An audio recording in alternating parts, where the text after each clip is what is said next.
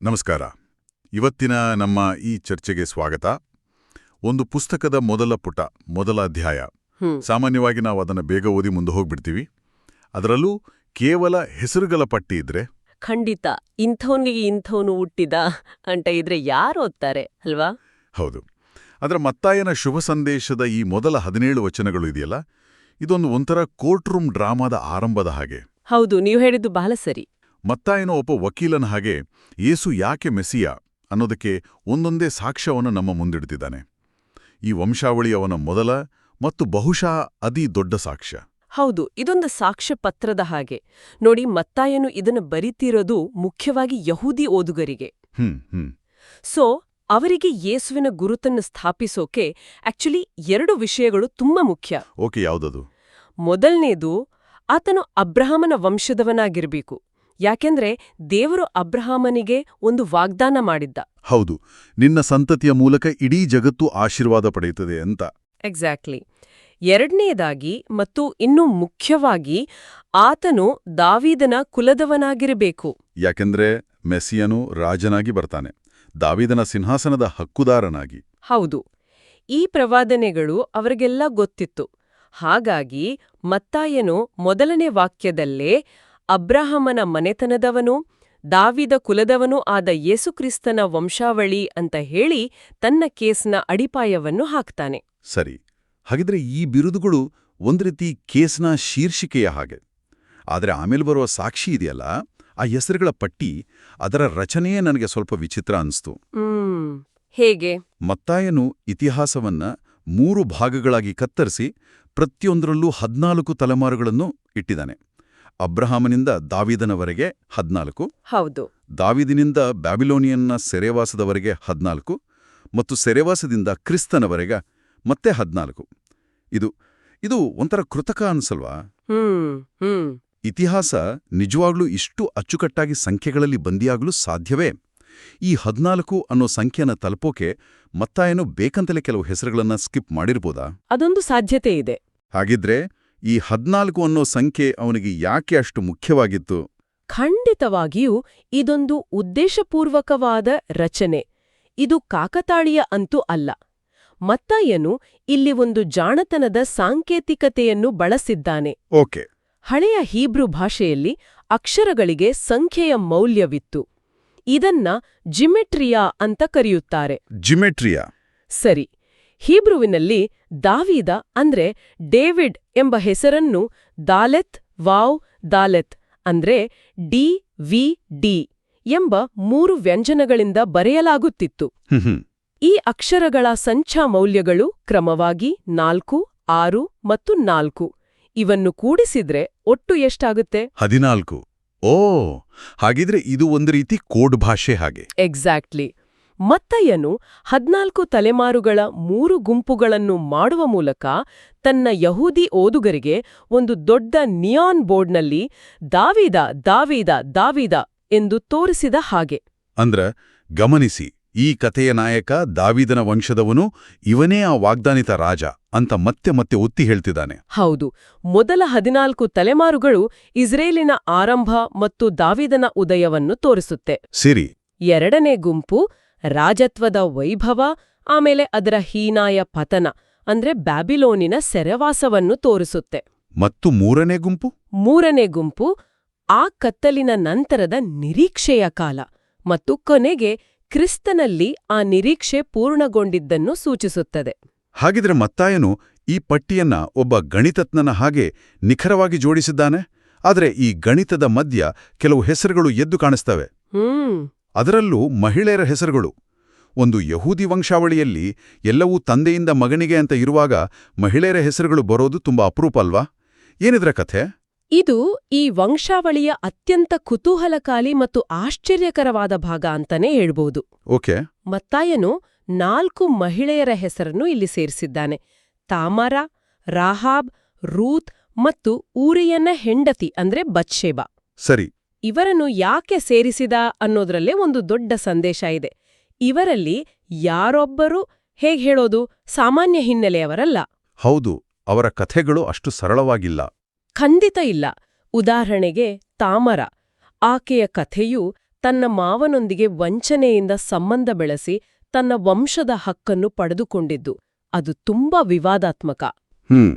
ಆಮೇಲೆ ರಹಾಬ್ ಆಕೆ ಯೆರಿಕೋ ಪಟ್ಟಣದ ಒಬ್ಬ ವೇಶ್ಯೆ ಮತ್ತು ಯಹೂದಿಯಳಲ್ಲ, ಕಾನಾನ್ ದೇಶದವಳು, ಅನ್ಯಜನಾಂಗದವಳು. ಹೌದು. ರೂತ್ ಕೂಡ ಅನ್ಯಜನಾಂಗದವಳು, ಮೋವಾಬ್ ದೇಶದವಳು. ಮೋವಾಬ್ಯರೊಂದಿಗೆ ಸಂಬಂಧ ಬೆಳೆಸಬಾರ್ದು ಅಂತ ಯಹೂದಿ ಧರ್ಮಶಾಸ್ತ್ರದಲ್ಲೇ ಇದೆ. ಸರಿ, ಕೊನೆಯದಾಗಿ ಬತ್ಷೆಬಾ. ಮತ್ತಾಯನು ಆಕೆಯನ್ನ ಬತ್ಷೆಬಾ ಅಂತನೂ ಕರೆಯಲ್ಲ.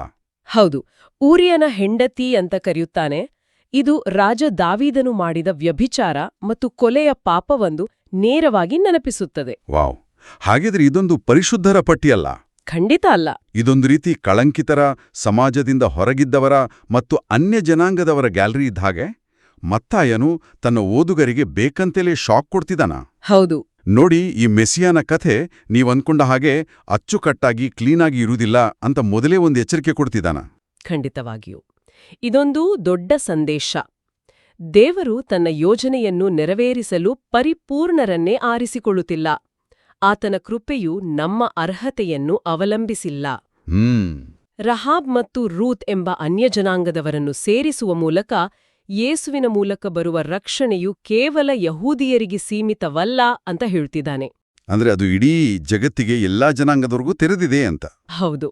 ಮತ್ತು ತಾಮರ, ಬತ್ಷೆಬರಹಂತಹ ವಿವಾದಾತ್ಮಕ ಕಥೆಗಳನ್ನು ಸೇರಿಸುವ ಮೂಲಕ ದೇವರ ಕೃಪೆಯು ನಮ್ಮ ಪಾಪದ ಹಿನ್ನೆಲೆಯನ್ನು ಮೀರಿ ಕಾರ್ಯನಿರ್ವಹಿಸುತ್ತದೆ ಎಂದು ತೋರಿಸುತ್ತಿದ್ದಾನೆ. ನಮ್ಮ ತಪ್ಪುಗಳು ಎಷ್ಟೇ ದೊಡ್ಡದಾಗಿದ್ರೂ ದೇವರು ಅವುಗಳನ್ನೂ ಬಳಸಿ ತನ್ನ ಉದ್ದೇಶವನ್ನು ಪೂರೈಸಬಲ್ಲ ಎಂಬ ಒಂದು ಭರವಸೆ. ಎಕ್ಸಾಕ್ಟ್ಲಿ, ಅದೇ ಪಾಯಿಂಟ್. ಇದು ನಿಜಕ್ಕೊಂದು ದೊಡ್ಡ ಭರವಸೆಯ ಮಾತು.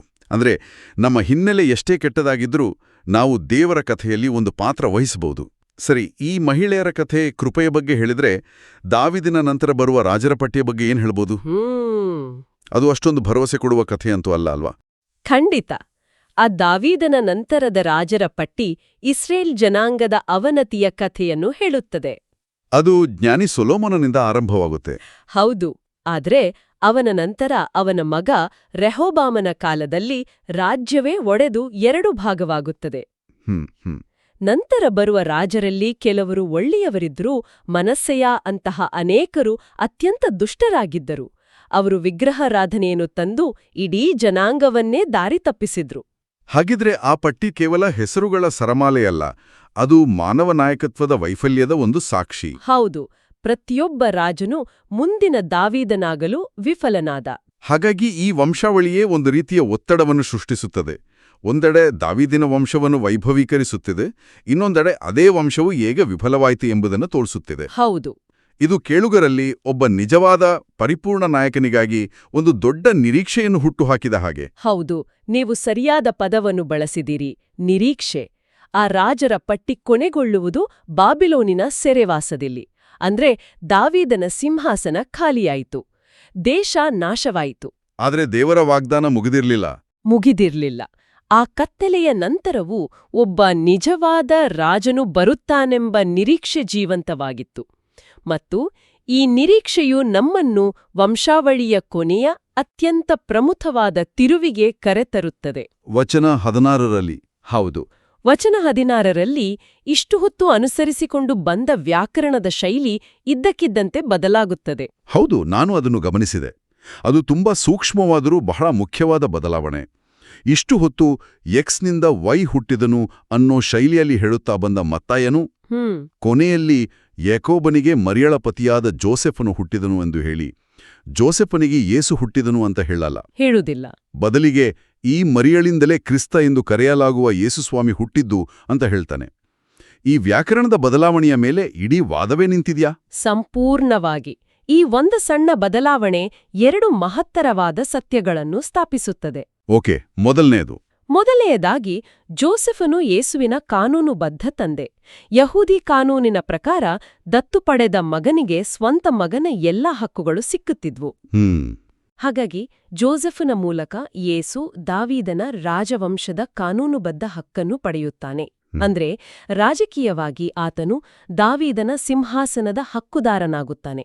ಆ ವಾದ ಅಲ್ಲಿಗೆ ಮುಗೀತು. ಸರಿ, ಅದು ಕಾನೂನುಬದ್ಧವಾದ ಭಾಗ. ಇನ್ನೊಂದು, ಎರಡನೇದಾಗಿ ಎರಡನೆಯದಾಗಿ ಮರಿಯಳಿಂದಲೇ ಯೇಸು ಹುಟ್ಟಿದ್ದು ಎಂದು ನಿರ್ದಿಷ್ಟವಾಗಿ ಹೇಳುವ ಮೂಲಕ ಯೇಸುವಿನ ಜನನವು ಜೋಸೆಫಿನಿಂದ ಅಂದೆ ಮಾನವ ತಂದೆಯಿಂದ ಆಗಿದ್ದಲ್ಲ ಎಂಬುದನ್ನು ಮತ್ತಾಯನು ಸ್ಪಷ್ಟಪಡಿಸುತ್ತಾನೆ. ಓ, ಇದು ಪವಿತ್ರಾತ್ಮನ ಮೂಲಕ ನಡೆದ ಕನ್ಯಾಜನ್ಮವನ್ನು ಸೂಚಿಸುತ್ತದೆ. ಅಂದ್ರೆ ಯೇಸು ದೈವಿಕ ಮೂಲವನ್ನು ಹೊಂದಿದ್ದಾನೆ. ವಾವ್! ಹೀಗೆ ಮತ್ತಾಯನು ಒಂದೇ ವಾಕ್ಯದಲ್ಲಿ ಯೇಸು ಕಾನೂನುಬದ್ಧವಾಗಿ ದಾವೀದನ ಮಗ ಮತ್ತು ದೈವಿಕವಾಗಿ ದೇವರ ಮಗ ಎಂದು ಸ್ಥಾಪಿಸುತ್ತಾನೆ. ಅಂದ್ರೆ ಆತ ಈ ಮಾನವ ಇತಿಹಾಸದ ಈ ಕಳಂಕಿತ ವಂಶಾವಳಿಯ ಭಾಗವೂ ಹೌದು ಮತ್ತು ಅದೇ ಸಮಯದಲ್ಲಿ ಅದರ ಆಚೆಯಿಂದ ಬಂದವನೂ ಹೌದು. ಎಕ್ಸಾಕ್ಟ್ಲಿ. ಹಾಗಾದರೆ ಇದೆಲ್ಲವನ್ನೂ ಒಟ್ಟಾಗಿ ನೋಡಿದಾಗ ಈ ಹಳೆಯ ನೀರಸ ಎನಿಸುವ ಹೆಸರುಗರ ಪಟ್ಟಿಯಿಂದ ಇವತ್ತಿನ ನಮ್ಮ ಜೀವನಕ್ಕೆ ತೆಗೆದುಕೊಳ್ಳಬಹುದಾದ ದೊಡ್ಡ ಸಂದೇಶವಾದರೂ ಏನು? ನನಗೆ ಅನಿಸುವ ಹಾಗೆ ಮೊದಲನೇ ಪಾಠವೆಂದರೆ ದೇವರ ಯೋಜನೆ ಮತ್ತು ಸಮಯದ ಮೇಲಿನ ನಂಬಿಕೆ. ಈ ವಂಶಾವಳಿಯನ್ನು ನೋಡಿದಾಗ ಯೇಸುವಿನ ಜನನ ಆಕಸ್ಮಿಕವಾಗಿ ನಡೆದ ಘಟನೆಯಲ್ಲ. ಅದು ಶತಮಾನಗಳ ಕಾಲ, ತಲೆಮಾರುಗಳ ಮೂಲಕ ದೇವರು ನಿಖರವಾಗಿ ನಡೆಸಿಕೊಂಡು ಬಂದ ಒಂದು ದೊಡ್ಡ ಯೋಜನೆಯ ಫಲ ಎಂದು ಅರ್ಥವಾಗುತ್ತದೆ. ಹೌದು, ನಮ್ಮ ಜೀವನದಲ್ಲಿ ಎಲ್ಲವೂ ಕೈಮೀರಿ ಹೋಗುತ್ತಿದೆ, ದೇವರು ತಡಮಾಡುತ್ತಿದ್ದಾನೆ ಎಂದು ಅನಿಸಿದಾಗ ತೆರೆಯ ಮರೆಯಲ್ಲಿ ಒಂದು ದೊಡ್ಡ ಯೋಜನೆ ಜಾರಿಯಲ್ಲಿದೆ ಎಂಬ ಭರವಸೆಯನ್ನು ಇದು ನೀಡುತ್ತದೆ. ಖಂಡಿತ ಅದು ನಿಜ. ನಮ್ಮ ದೃಷ್ಟಿಕೋನ ತುಂಬಾ ಸೀಮಿತ. ಇಲ್ಲಿ ನಾವು ಶತಮಾನಗಳ ವಿಸ್ತಾರವಾದ ಯೋಜನೆಯನ್ನು ನೋಡ್ತಿದ್ದೇವೆ. ಇದು ನಮ್ಮ ನಂಬಿಕೆಗೆ ಒಂದು ಆಳವಾದ ಬೇರುಗಳನ್ನು ಕೊಡುತ್ತದೆ. ಹೌದು, ಇದು ಕೇವಲ 2000 ವರ್ಷಗಳ ಹಿಂದಿನ ಕಥೆಯಲ್ಲ, ಅದಕ್ಕೂ ಸಾವಿರಾರು ವರ್ಷಗಳ ಹಿಂದಿನಿಂದ ಬೆಳೆದು ಬಂದ ಕಥೆ. ಹೌದು. ಮತ್ತು ಇನ್ನೊಂದು ಮುಖ್ಯವಾದ ಪಾಠ ನಾವೀಗಾಗಲೇ ಚರ್ಚಿಸಿದ ಹಾಗೆ ದೇವರ ಕೃಪೆಯದ್ದು.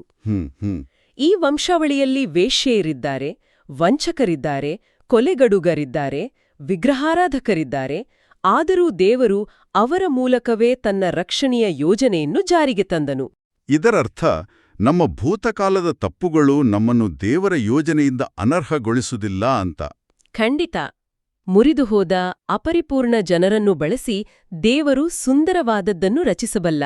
ಇದಕ್ಕಿಂತ ದೊಡ್ಡ ಭರವಸೆ ಇನ್ನೊಂದಿಲ್ಲ.